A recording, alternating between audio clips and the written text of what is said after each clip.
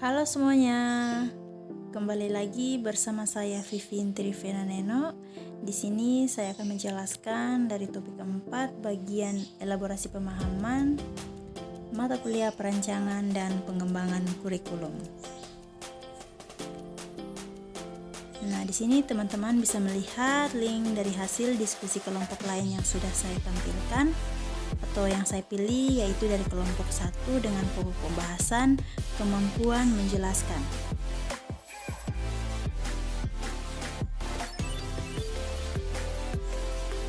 Oke, baik teman-teman, saya juga menampilkan link pembanding atau artikel pembanding untuk bisa dilihat sebagai acuan untuk membandingkan antara pemahaman dari artikel ini dan juga pemahaman dari hasil diskusi kelompok 1.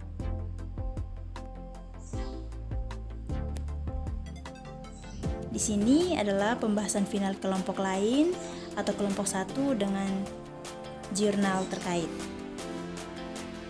Dari pembahasan final kelompok lain, yaitu dalam penilaian dan evaluasi dalam UBD memiliki 6 aspek. Salah satunya adalah kemampuan menjelaskan. Menurut kelompok ini, dalam kemampuan menjelaskan, peserta didik dikatakan dapat menjelaskan atau explanation apabila dapat mendeskripsikan suatu ide dengan kata-kata sendiri, membangun hubungan, mendemonstrasikan hasil kerja, menjelaskan alasan, menjelaskan sebuah teori, dan menggunakan data.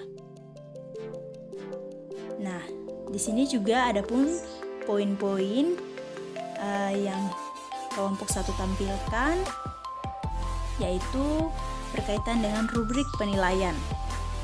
Nah, hal ini bisa dipakai sebagai pedoman untuk menilai dan mengevaluasi kualitas capaian kinerja peserta didik. Nah, capaian kinerja yang dituangkan dalam bentuk kriteria atau dimensi yang akan dinilai berdasarkan tingkatan, mulai dari kurang sampai ke yang terbaik. Nah, dalam penilaian kemampuan menjelaskan terdapat beberapa jenis, yaitu yang pertama akurat, koheren, sistematis, dibenarkan, dan yang terakhir prediktif.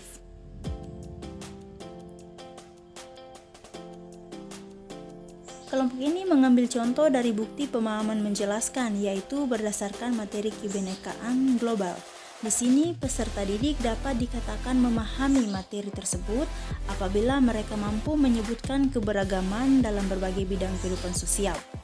Kelompok ini juga memberikan penjelasan terkait perilaku yang diharapkan kepada peserta didik setelah memahami materi yang diberikan, yaitu peserta didik mampu menjelaskan tentang berbagai perbedaan mulai dari suku, agama, ras, adat istiadat, dan lain sebagainya berdasarkan pandangan mereka masing-masing.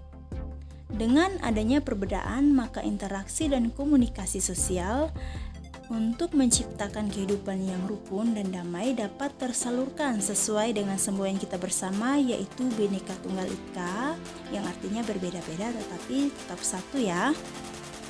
Nah, kemudian dari jurnal pembanding menyatakan bahwa UBD diimplementasikan dalam pembelajaran menggunakan metode backward design atau yang sudah kita ketahui bersama atau yang biasa dikenal dengan alur mundur.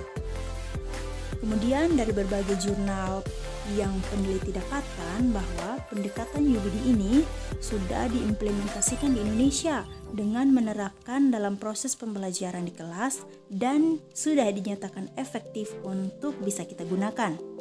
Dari hasil penelitian yang dilakukan peneliti lain menyatakan bahwa peserta didik memiliki suatu pandangan bahwa UBD sudah efektif untuk digunakan dan dapat meningkatkan motivasi serta aktivitas belajar peserta didik untuk mengetahui dan membentuk pemahaman dari peserta didik. Nah, yang terakhir adalah ulasan dan penjelasan berkaitan dengan apakah pemahaman saya sudah sesuai dengan hasil final kelompok lain atau jurnal. Berdasarkan pemahaman saya dengan hasil kelompok lain yang tadi sudah ditampilkan dan jurnal yang sudah ditampilkan juga sudah sesuai, karena guru telah melakukan suatu proses pembelajaran dengan memperhatikan pemahaman peserta didik, sehingga pada akhirnya peserta didik dapat mempelajari dan menguasai materi yang diberikan, sehingga pada akhirnya peserta didik memperoleh nilai dengan baik. Dari hal ini bisa kita katakan bersama bahwa tujuan pembelajaran yang kita harapkan atau yang sudah kita siapkan dapat tercapai.